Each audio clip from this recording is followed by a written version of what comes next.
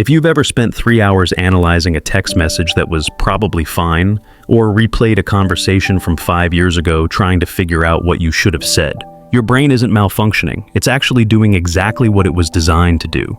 The problem is, it doesn't know how to stop. And today, I'm going to explain why.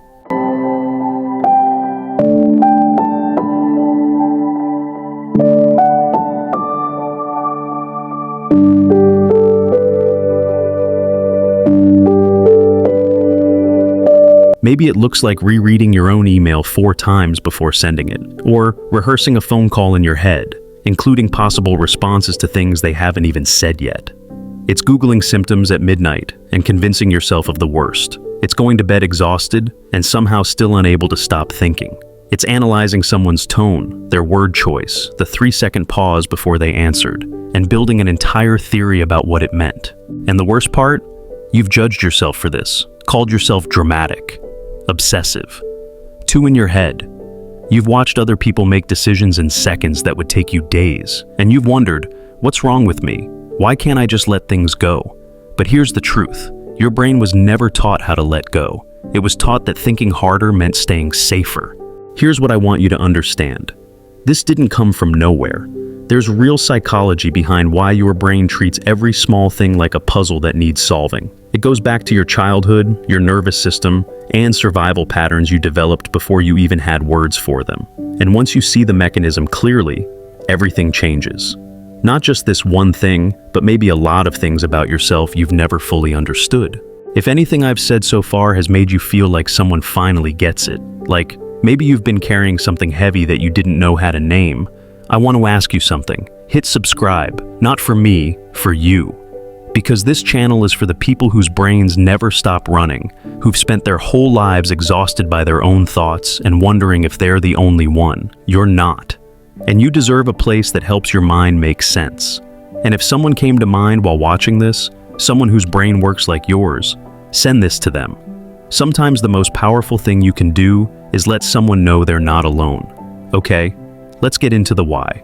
For most overthinkers, this pattern started in childhood, long before you knew what was happening. Maybe you grew up in an unpredictable environment, a home where moods shifted without warning, where you had to stay alert to stay safe. Your brain learned, if I can just figure out what's about to happen, I can prepare, I can protect myself.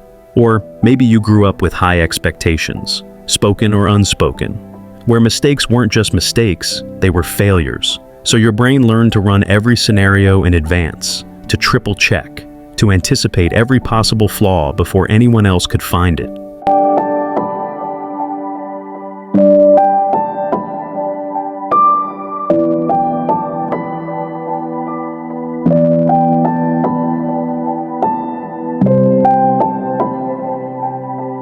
That's not a personality flaw, that's an adaptation. Your nervous system learned, thinking is how I survive, and it ran that program so long, it became automatic, invisible. Now, your brain doesn't know how to not analyze. It's doing its job. It just doesn't realize the emergency is over. But here's where it gets interesting. This isn't just about your past. There are specific psychological mechanisms that keep this pattern running today, even when you know it's not helping. Let me break them down. Your brain believes, on a deep, unconscious level, that thinking about something gives you control over it. If you just analyze the situation enough, you'll find the right answer, the hidden danger, the solution no one else saw. But here's the trap. Overthinking feels productive without actually being productive. You're running on a mental treadmill, lots of effort, no forward movement.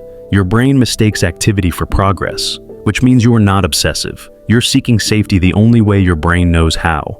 The human brain is wired to prioritize threats over rewards. It's called negativity bias. But in overthinkers, this dial is turned way up.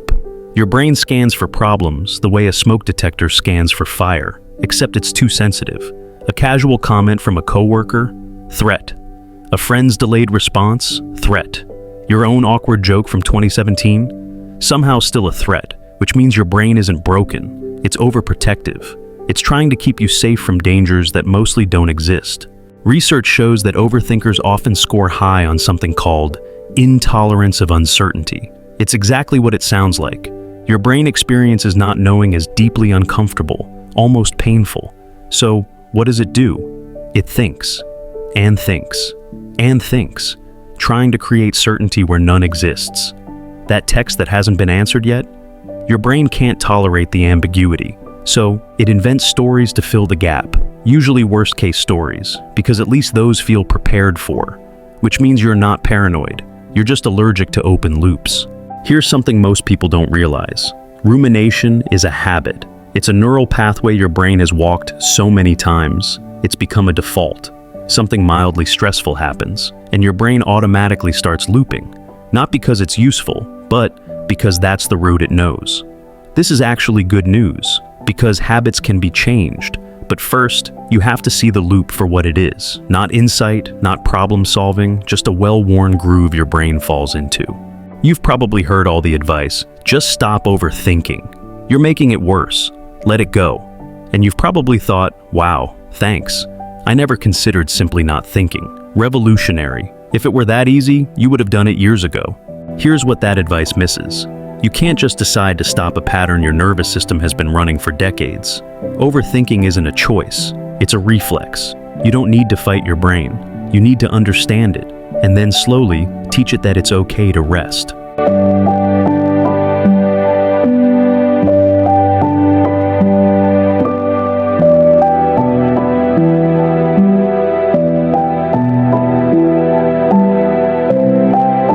Let me show you how this plays out in real life. You send an email to your boss, something simple, a quick update. You reread it twice before sending. Fine.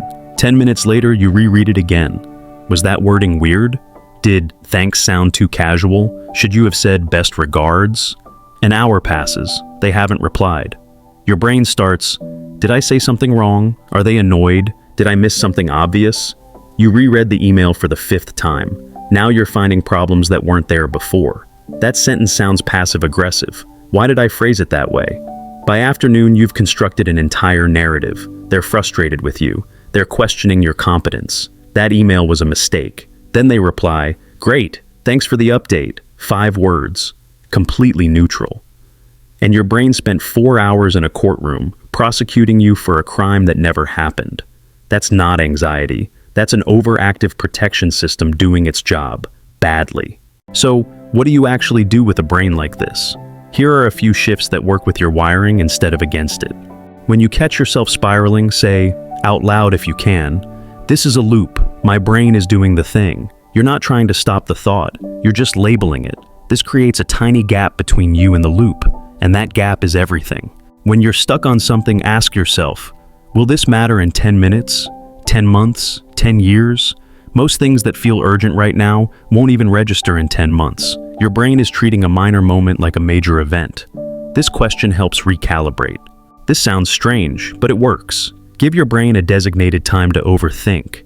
Say 6 p.m. for 15 minutes. When a worry pops up during the day, tell yourself, I'll think about that at 6. Write it down if you need to. Often by the time 6 p.m. arrives, the worry has lost its power. You're not suppressing thoughts, you're postponing them. And your brain learns that it doesn't have to process everything immediately. Overthinking lives in the head. Movement breaks the loop by putting you back in your body. It doesn't have to be a workout, a 5-minute walk, stretching, even just standing up and shaking out your hands. You're giving your nervous system a different signal. We're safe. We can move. We're not stuck. So the next time you catch yourself replaying a conversation from 5 years ago, analyzing what you should have said, you'll know. That's not you being broken. That's a pattern your brain learned a long time ago. And patterns can change, not overnight, but gently, with understanding. You're not crazy. You're not too much. You're not doomed to live in your head forever. You're someone whose brain learned that thinking was the safest thing to do. And honestly, that kept you alive. That kept you prepared. That made you thoughtful in ways most people will never be. Now you get to decide how much power to give it. If you made it this far, your brain is definitely my kind of brain. Subscribe if you wanted to keep making sense of how your mind works. I'll see you in the next one.